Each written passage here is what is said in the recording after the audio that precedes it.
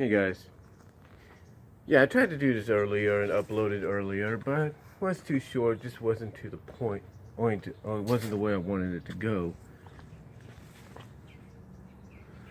But as I'm just checking, because I'm behind a trailer here with some layaway, so if somebody comes, I want to move as fast as I can. And all that.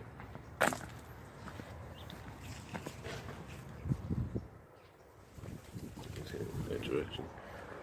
But anyway, I wanted to come on here and kind of chime in with my 2 cents, if you will, on the whole situation with Monday Night Raw. And quite frankly, from the tweets I read, from the live results, spoilers, if you will, live results / spoilers that I read on ringsidenews.com,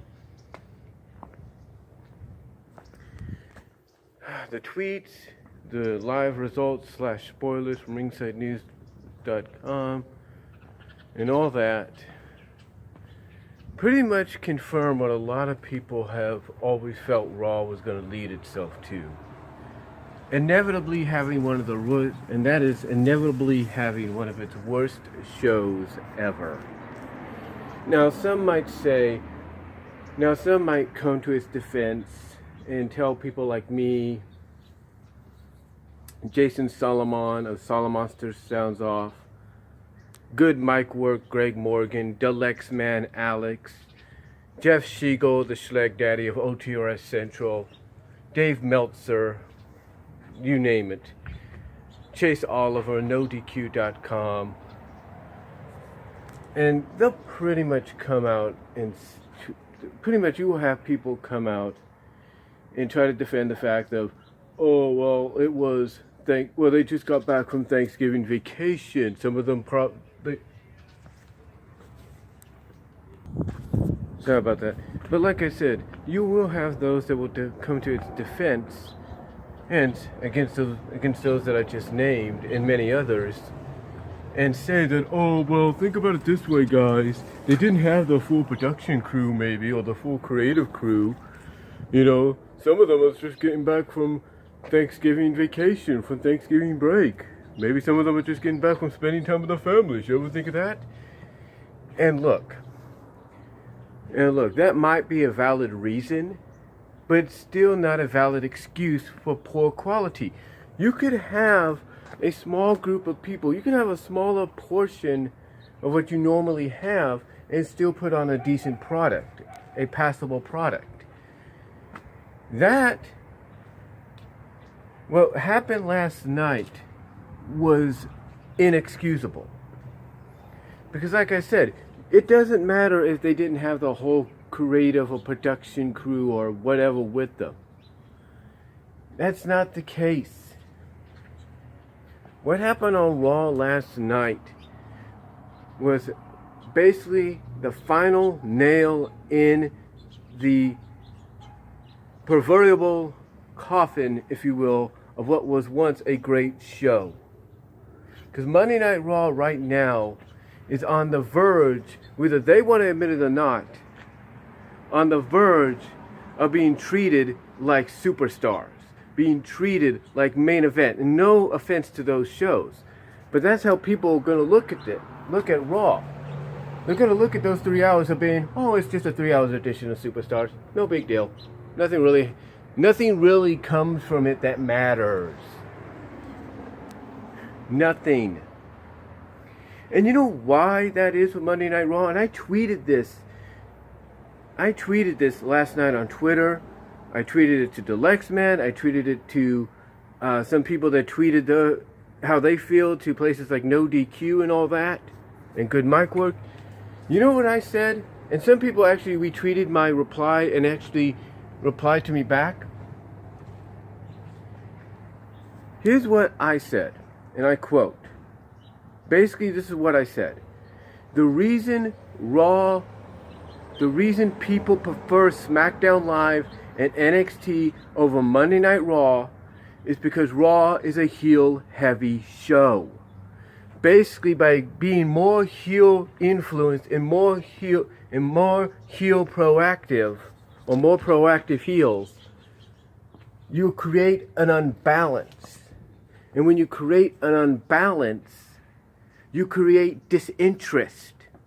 Because pretty much by putting yourself in that situation, you are causing people to tune out. You're causing viewers to tune out. You're causing your ratings to drop. You are causing yourself to lose viewers to other products under your name, to other promotions.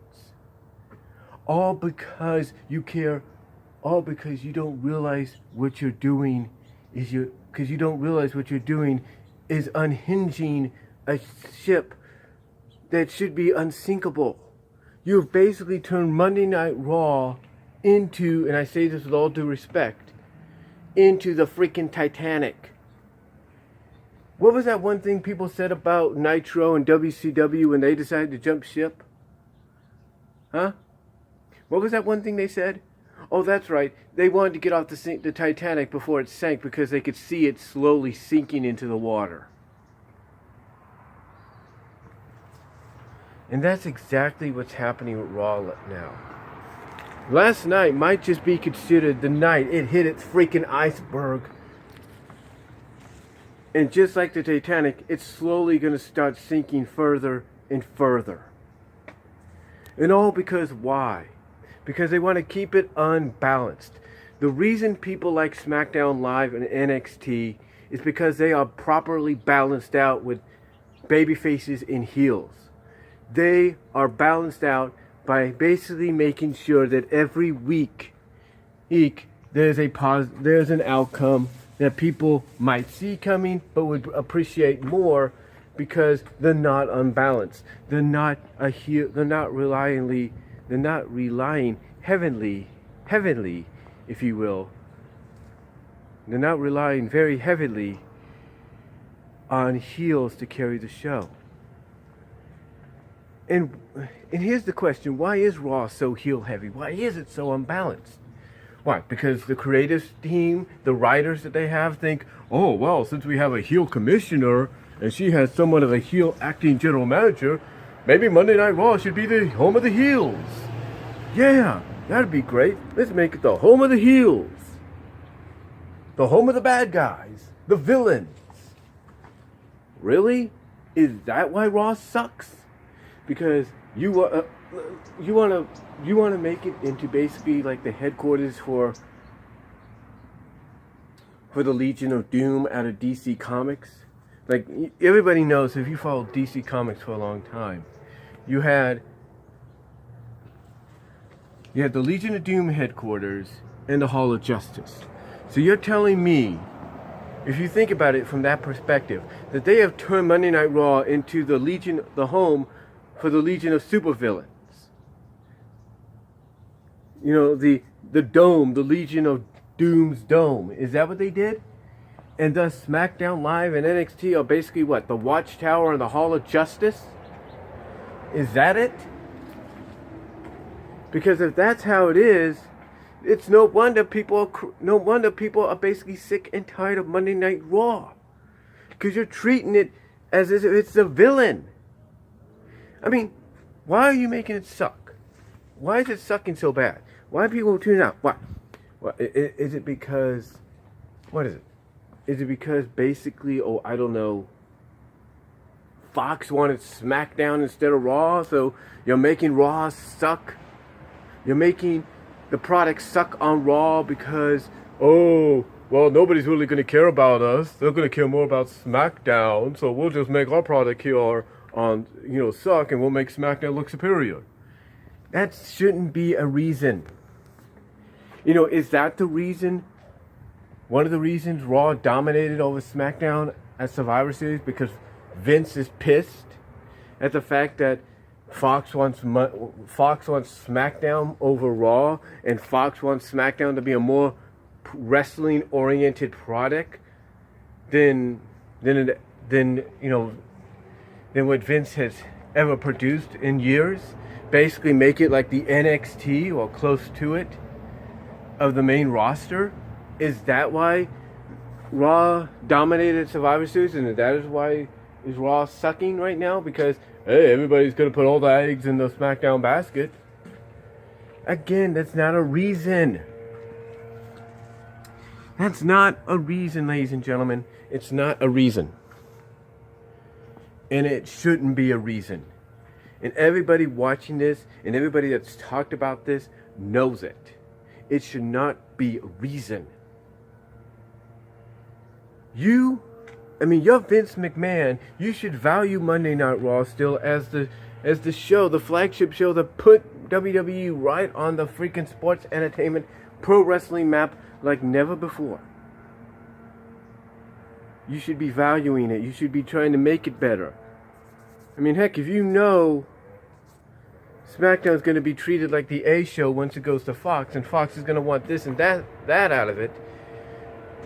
If you're Vince McMahon, don't you want to try to prove a point by saying, yeah, you guys get SmackDown, but look what you could have got with Monday Night Raw by, I don't know, making Raw better? There is no excuse for what has been happening with Raw. I mean, basically, what? 75% of the time or 80% of the time, it's heel dominated. With 20% of the time, the babyface is getting some of the licks in, maybe giving the heels some of the comeuppance. Is that it? Is that why you're basically having someone like Baron Corbin abuse his power now? Because pretty much we know he's not going to last at GM, so he's just going to revel in what he has right now and the power he has right now. Is that why we're doing this?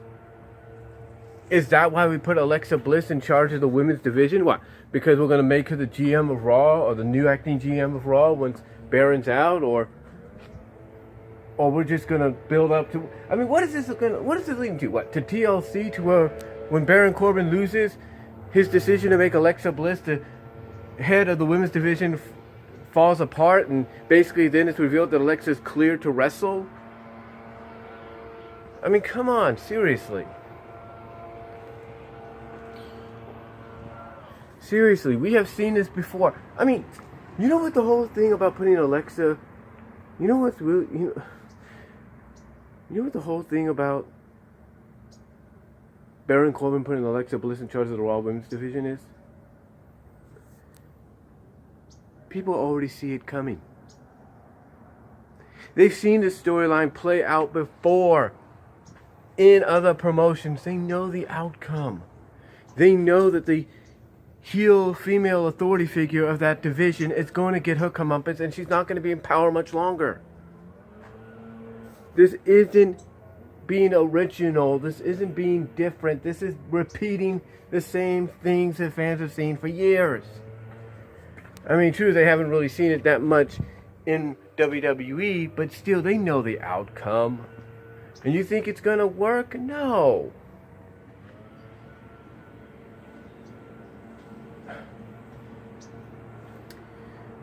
Fact of the matter is, folks, last night, Monday Night Raw hit, like the Titanic, and I say it with all due respect, hit the iceberg. And right now, unless they can find a way to do what the Titanic couldn't do, and that's repair itself and prevent itself from sinking, by hitting that iceberg, they are starting to slowly sink further and further and further. And if the backlash that hasn't come out of last night, and if the backlash they're getting right now, from last night, doesn't reflect on them next week and what they have to do to fix this, then obviously they don't care. It's almost like they're trolling us. It's almost like they're saying, hey, you want us to be better?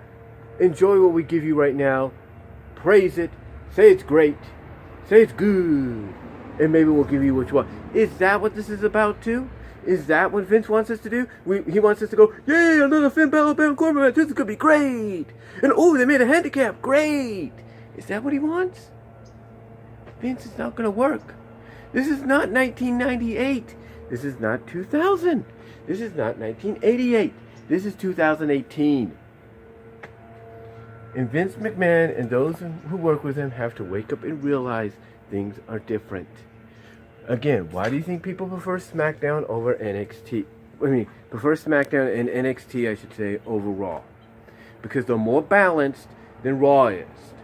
Because like I said, what's hurting Raw is it's a heel-heavy show, and it's making things, and by being a heel-heavy show, it's making things unbalanced. And you don't do that. You don't. You don't do that whatsoever.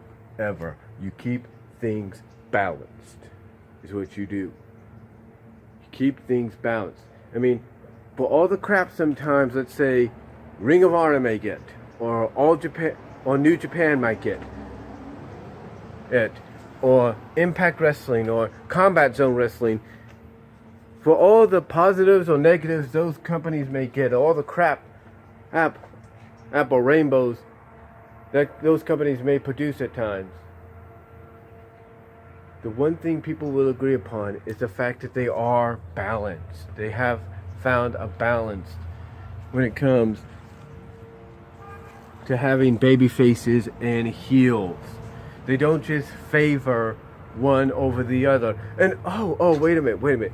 What is the one thing people like about Impact that they're doing right now? Oh, that's right. They don't have no freaking authority figures. The only time the authority figures are mentioned is when a wrestler says they've talked to them. Like, let's say Tyra Valkyrie did. Tyra Valkyrie said on Impact recently she talked to Impact Wrestling Management and they gave her a rematch against Tessa Blanchard at the Homecoming pay-per-view. That's how you have authority. You don't have them constantly there because you're planning to maybe push them because he's a big guy. He reminds me of Kevin Nash, or he reminds me of Andre. No. You have authorities get mentioned and then show up if need be, and then that's it. Why do you think sometimes people are fine with Stephanie as the commissioner, even if she's a heel or a neutral commissioner? Because she is there when necessary. She's not always there anymore. What about Shane? You might say, well, Shane's there all the time now. That's true. He is, but he's being planted into storylines. And when he's not, but here's the thing. Fans were appreciative of him when he was gone. They actually were more receptive of him when he came back into the commissioner role after a few months. The same with Vince McMahon when he came back. They both returned to SmackDown 1000.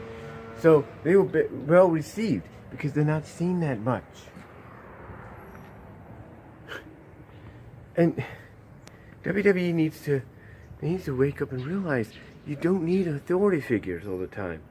If Stephanie and Shane are commissioners, make them the ones be in charge. Have them be the only ones in charge and have them show up when necessary. You know, have a new rule put in place, like, hey, the superstars go to work, they have the marching orders, go from there, and if something big needs to be taken care of, that's when you have the commissioners show up.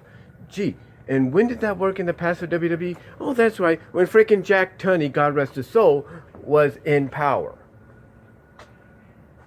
That's when it worked. And guess what? People liked it. People appreciated it. It wasn't in your face all the time. And basically, when you think about it, what they're doing with Corbin, Alexa, and all them, it's the same song and dance fans have seen for years. And they're sick of it. And now to make it worse, you're basically having a heel-heavy, you're doing it on a show that's completely unbalanced because the majority of its freaking roster seems to be nothing but heels, while a small portion of it is baby faces. And that doesn't work. I mean, I never thought I'd say this, but as great as it is to have Dean Ambrose as a heel, it would have been nice if you just kept him babyface for a little longer, because that would have kept things balanced. But they didn't do that, did they? They didn't do that, did they? They made him a heel. And as great as that is to have him as a heel, and I'm not saying it isn't, you're not really doing much with him right now. Well, you have him do a few attacks on Seth Rollins, and that's it? You're not really doing much with him. You would have been better off right now. I hate to say this, like I said, if you would have just kept him babyface a little longer. You want to turn him heel at the beginning of the year or at the end of the year. Would have made more sense. But no, you just had to turn him heel at a time that, okay, it seemed right it seemed unpredictable at first, but then what? Then where are you going with this? You're basically having him cut the same cookie crap heel promos on the fans, like, oh, the fans might be sick and all that. You know how you make Dean Ambrose interesting as a heel, and maybe how you get people to tune into a heel heavy Raw or product that's part of your company? You give him leeway, you give him freedom. You let him be Jon Moxley WWE style. You let him be hardcore, or as hardcore as you could get. You let him be unpredictable. You let him on occasion smoke a cigar or a cigarette like he used to. Because that's who he is. You don't just turn him heel and do nothing with him.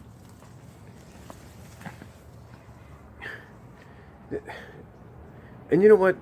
You know what some people are probably thinking about what happened last night? During the Tag Team Championship match and that situation with Drake Maverick, aka Rockstar Spud. When he did what he did to Bobby Roode's robe. You know what a lot of people are looking at that as symbolism as? You know what kind of symbolism they're looking at that as? They're looking at that as symbolism of Vince McMahon and WWE pissing on Bobby Roode's career, period, because he wasn't a product of theirs. And mainly, it's also them pissing on freaking Triple H and NXT. That's what it was. In fact, if you think about it, when they had Drake Maverick do what he did, I'm sure Drake didn't want to do it, but you know what Vince was doing when they did that? And Kevin Dunn was doing when they did that? You know what it was? It was them pissing on not just Bobby Roode's career, but because Bobby Roode was a product of NXT. He started out in NXT and was a great addition to that roster and did great things there. People loved him in NXT, wished he would have remained. You know what they did?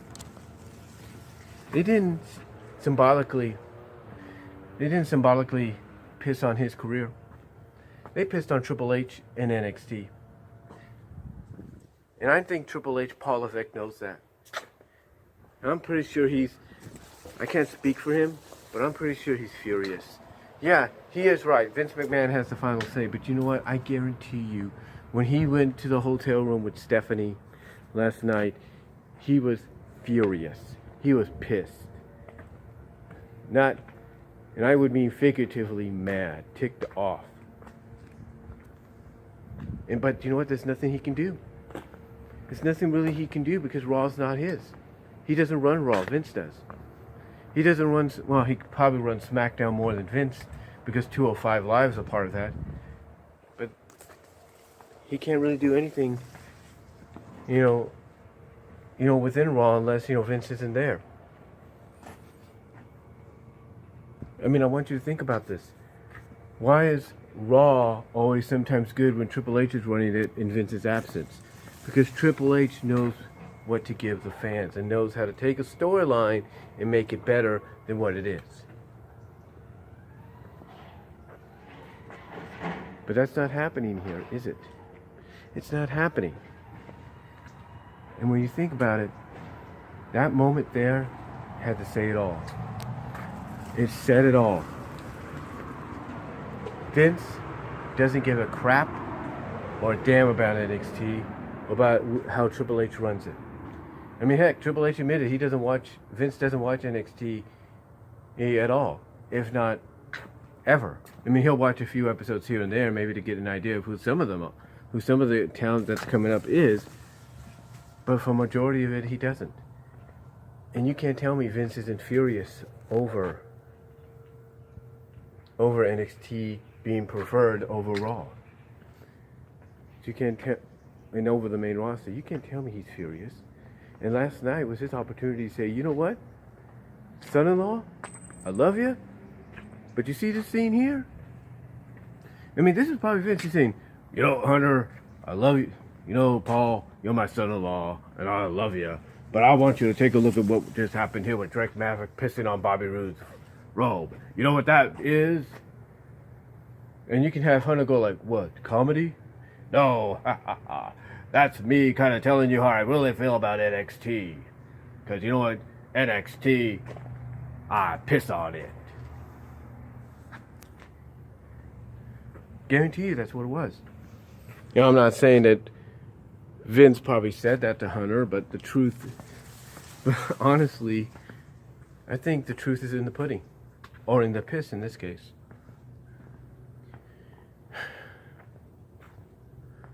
Raw's got to get their act together.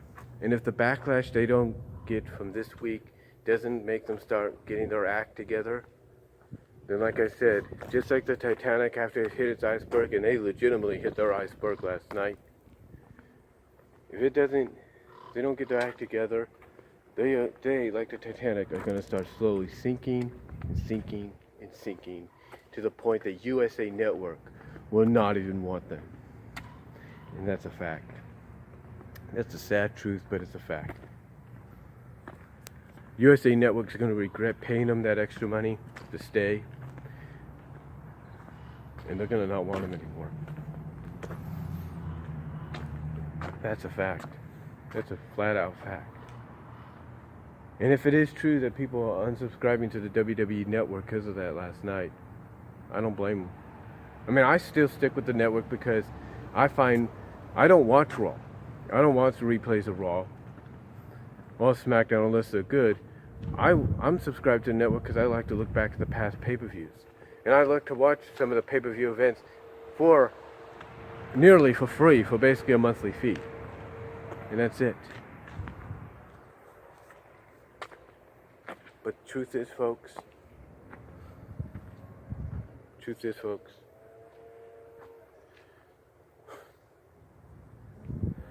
Vince McMahon and WWE have no one but themselves to blame for last night. And again, you could defend the fact that, they didn't have everybody there because a lot of people were still coming home, or still traveling back from spending time with their families during Thanksgiving weekend. That's not an excuse. That's not a legitimate excuse. It isn't. Because honestly, if that was a legitimate excuse, like I said earlier, you'd still have a decent product on hand, because even with a small group of people, they can get something done. They can get something good out of that. But we didn't get that last night, did we? Did we? Did we get that last night? No, we didn't. What we got was a show that was basically a piss on the fan base. That was basically WWE taking a piss on the fans, taking a piss on NXT, and taking a piss on our intelligence.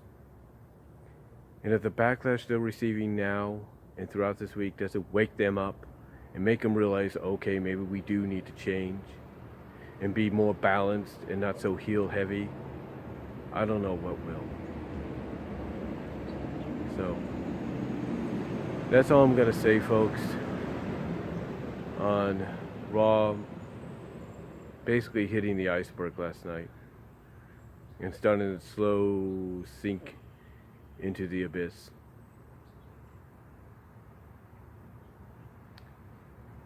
Because they got no one else but themselves to blame. They want to make it a heel heavy show. Make the roster on Monday Night Raw more proactive heels than baby faces. Allow the heels to 75 to 90% of the time dominate over the baby faces every week. WWE's got nobody but themselves to blame, and they know it. So let me know. So that's really all I'm gonna say, guys. Let me know what you have to say about this down below. Comment if you like. Check out what Solomonster had to say last night afterwards, because he was not happy. Check out what Good Mic Work had to say, DALYXMAN, and many others. Because I guarantee you, the backlash has only begun for Monday Night Raw. Vince, WWE, get Raw's act together, or the ending result won't be pretty.